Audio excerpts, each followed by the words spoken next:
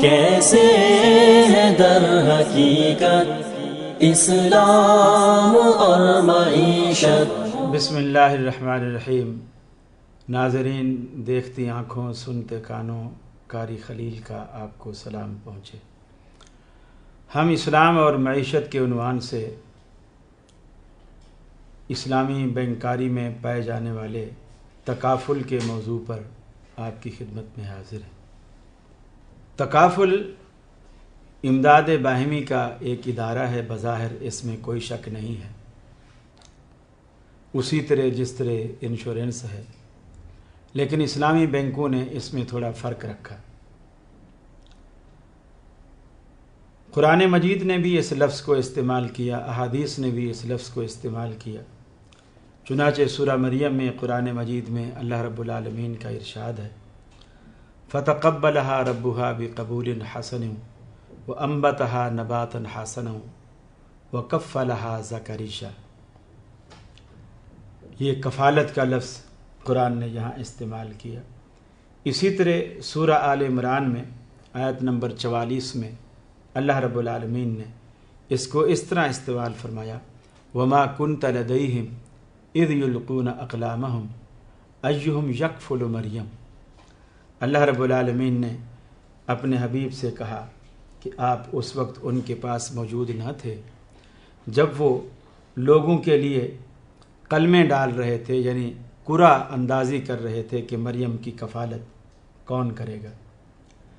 اسی طرح رسول اللہ صلی اللہ علیہ وسلم نے بھی اس لفظ کو استعمال فرمایا اور آپ نے فرمایا، انا وکافل الیتیم فی الجنت ہاکذا، کہ رسول اللہ صلی اللہ علیہ وسلم نے اپنی یہ دو انگلیاں، یعنی شہادت کی انگلی اور درمیان والی انگلی، دونوں انگلیوں کو آپ نے ملایا اور ملانے کے بعد فرمایا کہ میں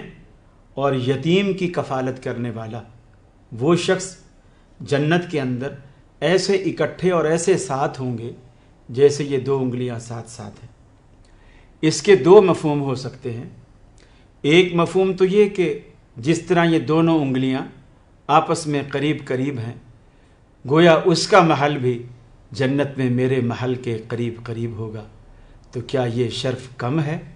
اللہ رب العالمین ہم سب کو نصیب فرمائے۔ اور دوسری بات،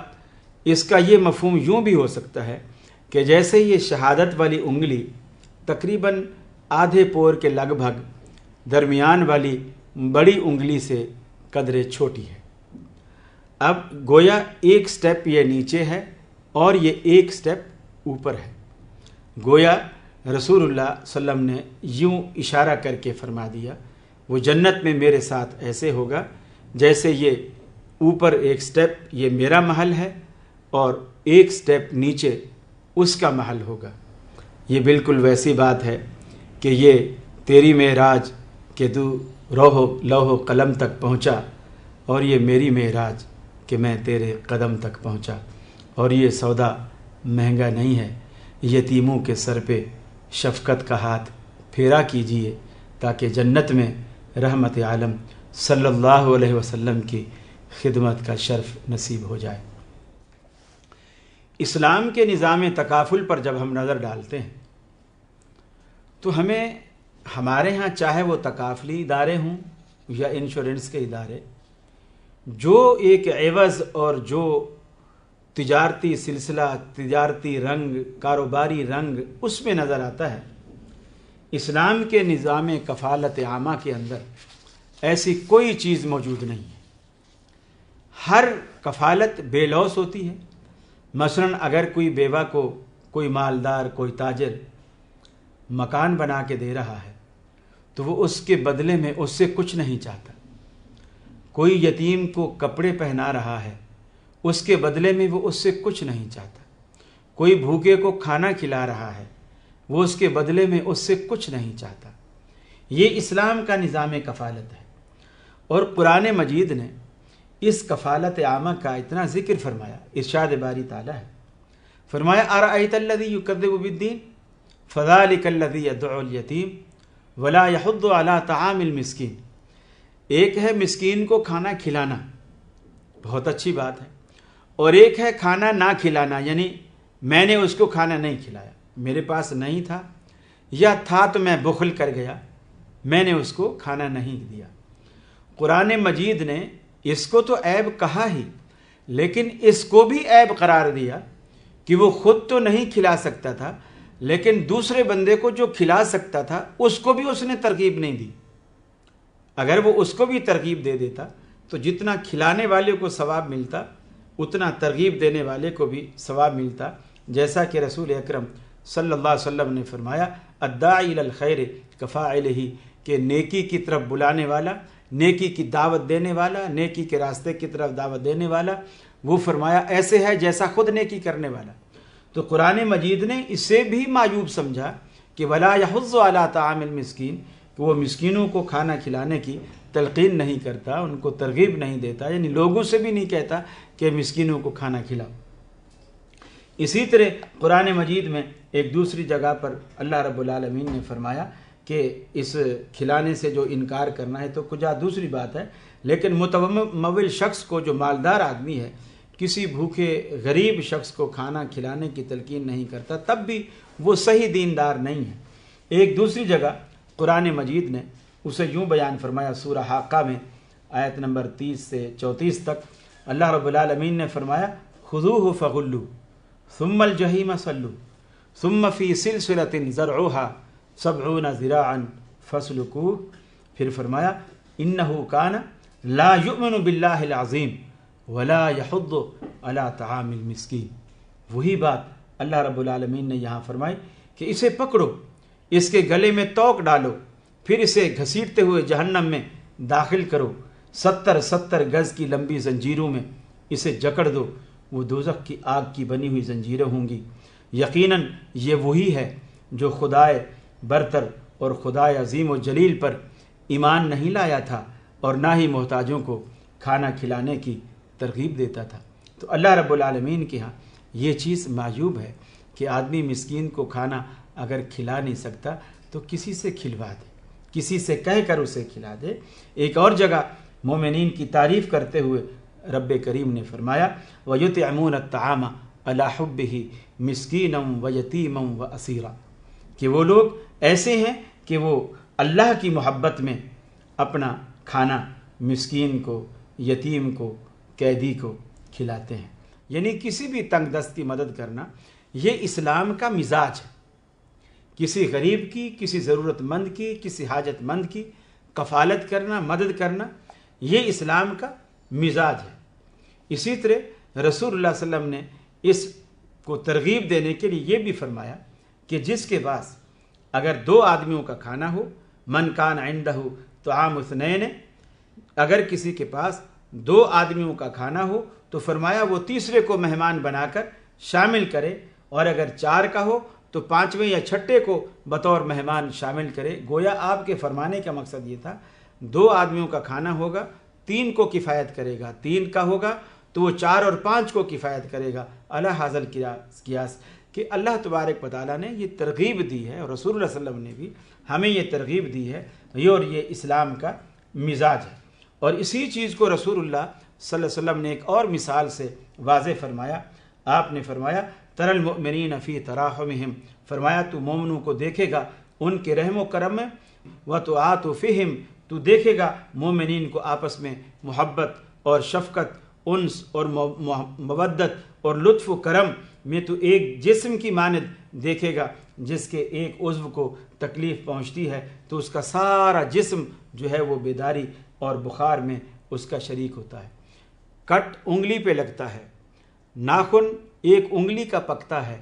اور وہ ناخن جب تکلیف کرتا ہے تو باقی جسم یہ نہیں کہتا کہ ناخن کو تکلیف ہے مجھے کیا، آنکھیں آرام سے سو جائیں اور دماغ بھی سکون سے سو جائے، باقی سارا جسم سکون سے سو جائے۔ جسم کے کسی حصے میں بھی تکلیف ہوگی، آنکھیں سو نہیں سکیں گی، جسم راحت محسوس نہیں کر سکے گا۔ تو رسول اللہ صلی اللہ علیہ وسلم نے فرمایا مومن کی مثال ایک جسم کی مانند ہے۔ گویا ایک مسلمان بھی اگر دکھی ہوگا تو چونکہ پورا معاشرہ ایک جسم کی مانند ہے، پورے مسلمان اس سے دکھی ہوں گے۔ جیسا کہ اقبال نے کہا کہ اخوت اس کو کہتے ہیں چبھے کانٹا جو کابل میں، تو دلی کا ہر ایک پیر و جواں بے تاب ہو جائے۔ یہ اسلامی تکافل ہے، یعنی دوسرے کا احساس، دوسرے کا درد، دوسرے کی محبت، اس کا احساس جو ہے اس کے دل کے اندر رکھے۔ ایک مرتبہ حضرت عمر فاروق رضی اللہ تعالی عنہ کسی مکان پر تشریف لے گئے، دیکھتے ہیں کہ ایک بوڑھا ہے، نابینا ہے، بھیک مانگ رہا ہے۔ یہ حضرت عمر فاروق رضی اللہ تعالی عنہ کی ایک عادت بھی تھی دور خلافت میں کہ آپ اپنے شہروں کا، علاقوں کا، بستیوں کا گشت کیا کرتے تھے۔ ہمارے ہاں تو معاملہ الٹ ہے نا کہ جب ہمارے بڑے حکمران جب گشت کرنے نکلتے ہیں تو پھر پروٹوکول کی وجہ سے یا حفاظتی اقدامات کی وجہ سے سڑکیں سنسان ہو جاتی ہیں، کسی کو یہ خطرہ، کسی کو یہ چیز نہیں ہوتی، سڑکیں بالکل سنسان ہو جاتی ہیں، ویران ہو جاتی ہیں، اور ہر بندے کو الگ الگ اس کو رکھ دیا جاتا ہے اور کوئی گھر سے باہر نہیں نکل سکتا۔ اس لیے یہ تصور ہی نہیں کہ کوئی اپنے حکمرانوں سے،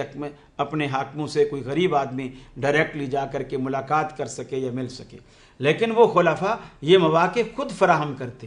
وہ گھوم رہے ہیں اور دیکھ رہے ہیں کہ ایک بوڑھا ہے جو نابینا بھی ہو چکا ہے اور بھیک مانگ رہا ہے۔ دریافت کرنے پر پتہ چلا کہ یہ ایک مسلمان بھی نہیں بلکہ یہودی ہے، خلافت فاروقی میں رہتا ہے، بوڑھا ہے، نابینا ہے اور بھیک مانگ رہا ہے، اور وہ مسلمان بھی نہیں ہے اور وہ یہودی ہے۔ حضرت عمر فاروق رضی اللہ تعالی عنہ نے اس سے دریافت کیا، تجھے کس چیز نے بھیک مانگنے پر مجبور کیا؟ تو بھیک کیوں مانگ رہا ہے؟ کس وجہ سے تو بھیک مانگنے پر مجبور ہوا ہے؟ اس نے جواب دیا کہ اس کے سوا اور کوئی بات نہیں کہ ایک تو مجھے جزیہ کی ادائیگی جو یہودی ہونے کے ناطے سے مسلم ریاست کو مجھے کرنی پڑتی ہے، یہ جزیہ کی ادائیگی یہ بھی ادا کرنی پڑتی ہے، اور دوسرا میری اپنی معاشی ضروریات بھی ہیں جو میں اپنی پیرانہ سالی کی وجہ سے اور آنکھوں کی معذوری کی وجہ سے میں خود پوری نہیں کر سکتا، اور میں مجبور ہوں کہ لوگوں سے بھیک مانگوں تاکہ میں جزیہ بھی ادا کر سکوں اور اپنی پیرانہ سالی کے اخراجات بھی برداشت کر سکوں اور اپنی اس معذوری کا ازالہ بھی کر سکوں۔ یہ سن کر حضرت عمر فاروق رضی اللہ تعالیٰ عنہ نے اس کا ہاتھ پکڑا، ہاتھ پکڑنے کے بعد اپنے مکان پر لے گئے، جو موجود تھا وہ دیا، اس مکان کے اندر جو بھی آپ کے پاس میسر تھا، موجود تھا، حاضر خدمت اس کے کیا، اس کو دیا، اور بیت المال کے خزانچی کے پاس ایک فرمان بھیجا اور فرمایا کہ اس کو دیکھو اور اس طرح کے دوسرے حاجت مندوں کی بھی تحقیق کرو، تفتیش کرو۔ اللہ کی قسم ہم اس کے ساتھ ہرگز انصاف نہیں کر سکتے، اگر اس کی جوانی کی محنت تو ہم بصورت جزیہ اس سے وصول کریں اور اسے کھائیں، مگر پیرانہ سالی میں اسے بھیک مانگنے کے لیے چھوڑ دیں، یہ ہم گوارہ نہیں کرتے۔ آج یہ حقوق انسانی کی نام نہاد تنظیمیں جو حقوق انسانی کے نام پر نامعلوم کیا کچھ کر رہی ہیں اور کتنا واویلا اور کتنا شور شرابہ ہے، بلکہ غیر مسلم ایجنسیاں بھی ان کو سپورٹ کرتی ہیں، سب کچھ ہو رہا ہے، لیکن صحابہ کرام نے، خلیفۃ المسلمین نے جو حقوق انسانی کی جو مثالیں قائم کی ہیں، جو تاریخ رقم کی ہے، دنیا اس کی نظیر پیش کرنے سے قاصر ہے اور بلا امتیاز۔ اور آج مسلمانوں کو دہشت گرد کہا جاتا ہے، آج مسلمانوں کو ٹیررسٹ کہا جاتا ہے، آج مسلمانوں کو بنیاد پرست کہا جاتا ہے۔ آپ مسلمانوں کا ظرف تو دیکھیے، فاروق اعظم کو جب بتایا گیا یہ مسلمان بھی نہیں یہودی ہے، اس کا ہاتھ پکڑا، گھر لے گئے، اس کی ضرورتیں پوری کی، اور پھر صرف یہ نہیں کہ ضرورت پوری کرنے کے بعد اس کو پھر بھیک مانگنے پر چھوڑ دیا، بلکہ فاروق اعظم نے بیت المال کے خزانچی کو رکا بھی لکھا، گویا کہ شاہی فرمان جاری کیا، اور اسے کہا کہ صرف یہی نہیں، اس جیسے اور بھی میری ریاست میں اگر کوئی بھیک منگے ہیں اور اسی طرح محتاج ہیں اور غریب ہیں، تنگ دست ہیں اور وہ معذور ہیں، تو ایسوں کی لسٹ تیار کرو اور بیت المال سے ان کی معاونت ہونی چاہیے۔ یہ ہے وہ باہمی تکافل جو اسلام نے قائم کیا ہے۔ اسی لیے قرآن مجید نے فرمایا انما الصدقات للفقراء والمساکین، یہ صدقات مسکینوں کے لیے بھی، فقراء کے لیے بھی، یہ اسلام کا نظام کفالت ہے۔ کیسے ہے در حقیقت اسلام اور معیشت،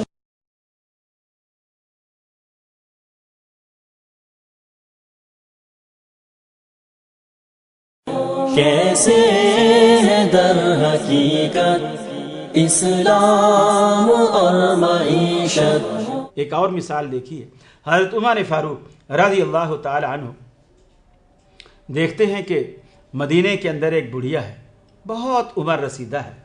وہ اتنی ضعیف ہے کہ بیچاری اپنے کام کاج نہیں کر سکتی، وہ ایک خیمے میں رہتی ہے۔ حضرت عمر کو اس کا پتہ چلا، دل میں خیال آیا کہ میں اس بڑھیا کی جا کر کے خدمت کروں، اس کے کام کاج روز کر دیا کروں۔ ایک صبح آتے ہیں، آ کر کے ارادہ کرتے ہیں کہ میں اس کے گھر کی جھاڑو دے دوں، خیمے کی جھاڑو دے دوں، اس کے کھانے پینے کے 1-2 برتن ہیں وہ دھو لوں، اس کے مٹکے میں میٹھا پانی بھر دوں، وغیرہ وغیرہ۔ جب گھر میں آتے ہیں دیکھتے ہیں کہ خیمے کی صفائی ہوئی پڑی ہے،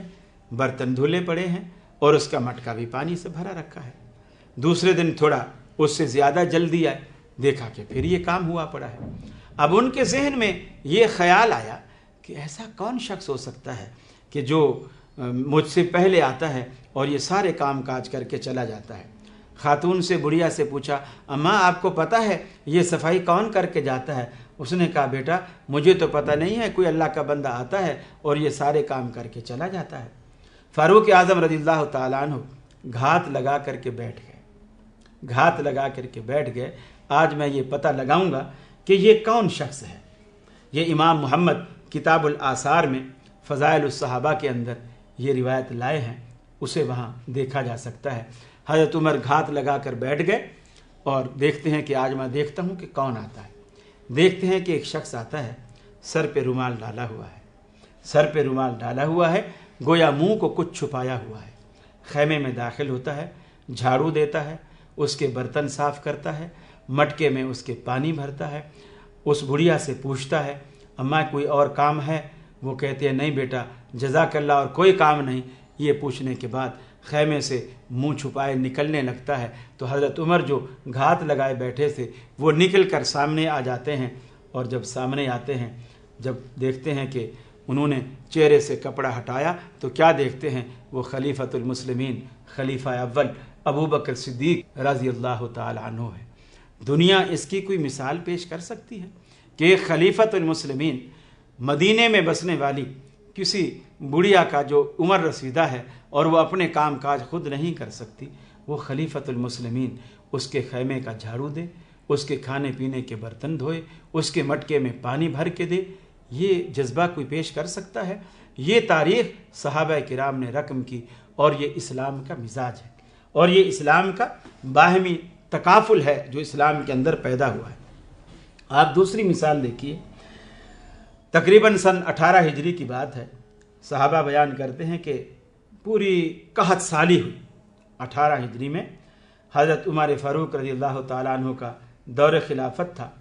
اور پوری قحط سالی اور کہیں بارش کا نام و نشان نہیں، چراگاہیں خشک ہو گئی اور بہت زیادہ تنگی ہوئی۔ آس پاس کی بستیوں والے ہجرت کر کے سارے مدینے کی طرف آ گئے، اور حضرت عمر فاروق رضی اللہ تعالیٰ عنہ نے اس کی ایسی تیاری کی کہ اس کو لنگر پکتا اور سب لوگوں کو اکٹھا کیا جاتا، دسترخوان لگائے جاتے، سب لوگوں کو بٹھا کر کھانا کھلایا جاتا تاکہ کھانے کا ضیاع نہ ہو اور ہر چیز صحیح جگہ اس کا مصرف ہو اور تضییع سے ہم بچ سکیں، تاکہ یہ قناعت کر کے کفایت شعاری سے ہم جتنے عرصے تک قحط سالی ہے ہم اس کو پورا کریں۔ صحابہ بیان کرتے ہیں کہ اتنی قحط سالی تھی اور حضرت عمر اتنے فکر مند تھے، چونکہ ان کا دور خلافت تھا، ان کو اپنی رعایا کی فکر تھی۔ کوئی کیوں بھوکا سوئے میری ریاست کے اندر، اللہ رب العالمین مجھ سے پوچھے گا۔ یہ فکر رکھنے والے حکمران وہ فرماتے ہیں کہ جب دسترخوان لگا، ایک شخص بیٹھا دسترخوان کے اوپر اور وہ بائیں ہاتھ سے کھانا کھا رہا ہے، رش ہے، سب گھس کے بیٹھے ہوئے ہیں، حضرت عمر صحیح سے دیکھ بھی نہیں پا رہے کہ اس کا دایاں ہاتھ کس کام میں لگا ہوا ہے، وہ بائیں ہاتھ سے کھانا کھا رہا ہے۔ اس کو پوچھا، کہا کہ اللہ کے بندے دائیں ہاتھ سے کھانا کھاؤ۔ اس شخص نے کہا، اللہ کے بندے میرا دایاں ہاتھ مصروف ہے۔ حضرت عمر تھوڑا چلے گئے، تھوڑی دیر بعد پھر آئے، اسے دیکھا کہ پھر بائیں ہاتھ سے کھا رہا ہے۔ اسے کہا، اللہ کے بندے میں نے تمہیں کہا ہے دائیں ہاتھ سے کھانا کھاؤ۔ انہوں نے کہا، اللہ کے بندے میں نے آپ کو بتایا ہے کہ میرا دائیں ہاتھ مصروف ہے۔ حضرت عمر رضی اللہ تعالیٰ عنہ نے پھر سہبارہ اسے کہا اور تھوڑا سا تلخ لہجے میں پرجوش انداز میں تھوڑا سا اسے کہا کہ بھائی میں تمہیں بار بار کہہ رہا ہوں کہ کھانا دائیں ہاتھ سے کھاؤ، تم کہتے ہو کہ میرا دائیں ہاتھ مصروف ہے، کہاں تمہارا دائیں ہاتھ مصروف ہے؟ مجھے تو کہیں مصروف نظر نہیں آ رہا۔ اس نے کہا امیر المؤمنین میرا دائیں ہاتھ فلاں جنگ میں اللہ کی راہ میں کٹ گیا تھا، میرا اب صرف بایاں ہاتھ ہے۔ یہ سنتے ہی فاروق اعظم رضی اللہ تعالیٰ عنہ کی آنکھوں سے آنسو بہہ پڑے اور فرمانے لگے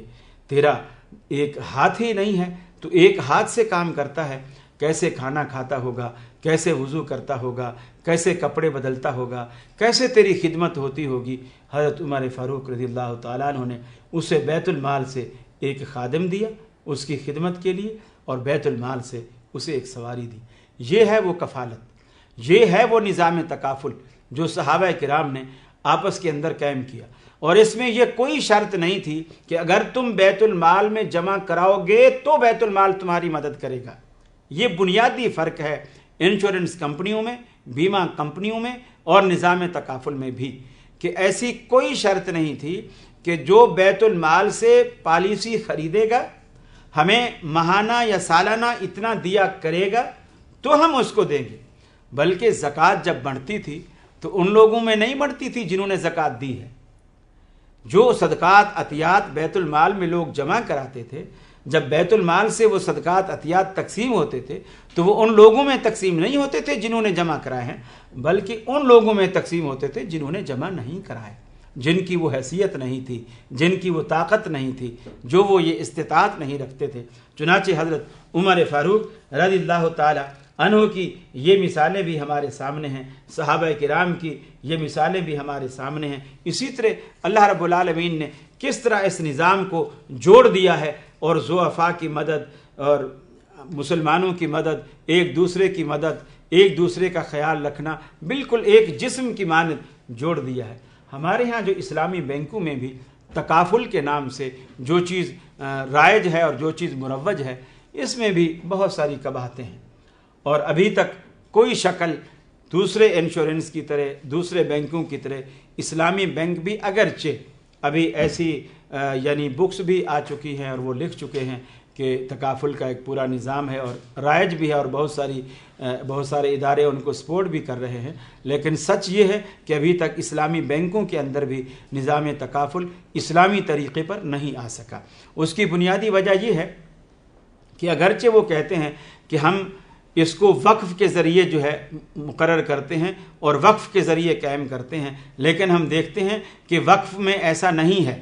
وقف میں ایسا نہیں ہے، چونکہ وقف جب جن چیزوں کا کیا جاتا ہے تو وقف تعبید چاہتا ہے۔ یہ بالکل بنیادی بات جو ہے یہ اس تکافل کے غلط ہونے کی۔ وقف فنڈ جو ہے، وقف آپ کوئی بھی چیز کریں، اور کتابیں لکھنے والوں نے جو مثالیں دی ہیں وہ مثالیں دی ہیں جیسے زمین کی، پلاٹ کی، کوئی مسجد کو پلاٹ وقف کر دے، کوئی قبرستان کے لیے پلاٹ وقف کر دے، کوئی کسی رفاعی ادارے کے لیے پلاٹ وقف کر دے تو وہ کر سکتا ہے، اور وقف میں ملکیت اصل مالک کی برقرار رہتی ہے، اس کے تصرف کے جو حقوق ہوتے ہیں وہ فریق ثانی کو منتقل ہو جاتے ہیں۔ لیکن وقف جو ہے وہ تعبید چاہتا ہے، یعنی ہمیشگی چاہتا ہے، وہ ہمیشہ کے لیے وقف ہوگا، جبکہ یہ تکافل کے اندر جو وقف کو پول بنایا گیا ہے، جو حوض بنایا گیا ہے، اس کے اندر جو فنڈ جمع کیا جاتا ہے، اس وقف پول کے اندر، تکافل کے اندر جو فنڈ رکھا جاتا ہے، وہ وقف فنڈ جو ہے وہ نقدی کی صورت میں ہوتا ہے، وہ زمین کی شکل میں نہیں آتا یا کسی اور شکل میں نہیں آتا، وہ کرنسی کی شکل میں آ رہا ہے، وہ فنڈ کی شکل میں، پیسے کی شکل میں آ رہا ہے۔ اور نقدی ایک ایسی چیز ہے جسے آپ وقف نہیں کر سکتے، اس لیے کہ وقف تعبید چاہتا ہے اور اس کی منفعت سے آپ فائدہ اٹھا سکتے ہیں، اور کرنسی کا فائدہ اٹھانے کے لیے، کرنسی کا جب تک وجود کرنسی کی شکل میں برقرار ہے آپ اس سے فائدہ ہی نہیں اٹھا سکتے۔ مثلا 1000 کا نوٹ جب تک آپ کی جیب میں اپنے اسی شکل میں، اسی حیت میں 1000 کے نوٹ کی شکل میں موجود ہے تو آپ اس سے فائدہ ہی نہیں اٹھا سکتے۔ فائدہ آپ جب اٹھا سکتے ہیں جب یہ نوٹ آپ کسی کو دے دیں اور اس کے اگینسٹ میں نوٹ کے بجائے آپ کوئی چیز لے لیں۔ مثلا آپ نے دہی خرید لی، دودھ خرید لیا، کھانے پینے کی چیزیں خرید لی، کپڑا خرید لیا، اور ضرورت آپ نے پوری کر لی، یہ چیزیں اگر آپ نے کر لیں تو پھر یہ ہے کہ وہ پیسہ جو ہے، وہ کرنسی جو ہے، وہ نقدی جو ہے، وہ اپنی اصل چیز کو ختم کر دے گا اور اس میں تعبید نہیں رہے گی۔ وقف تعبید چاہتا ہے، اور تکافل کے وقف فنڈ کے پول کے اندر وہ تعبید موجود نہیں ہے۔ تو یہ بنیادی غلطی ہے تکافل والوں کی، اور وہ اس سے جو استفادہ کرنا چاہتے ہیں اسلامی رنگ میں وہ ایسا نہیں کر سکتے۔ بہرحال اس میں مزید ابھی بہرحال جو کوششیں ہو چکی میں اس کا گلہ نہیں کرتا، کوشش اچھی ہے، سود سے بچ نکلنے کی، اسلام کی راہ پر آنے کی کوشش بہت اچھی ہے، اور اس کوشش کو جتنا سراہا جائے، جتنی تعریف کی جائے کم ہے، لیکن اس میں تاہم مزید اصلاح کی ضرورت ہے، مزید کوشش کی ضرورت ہے۔ اللہ سے دعا ہے اللہ ہمیں اس کی توفیق دے۔ وآخر دعوانا الحمدللہ رب العالمین۔ السلام علیکم۔ کیسے ملے گی برکت اور کیا ہے وجہ ذلت، جائز ہے نفع کتنا، کیا سود کی ہے حرمت، کیسے ہے در حقیقت اسلام اور معیشت، کیسے ہے در حقیقت اسلام اور معیشت۔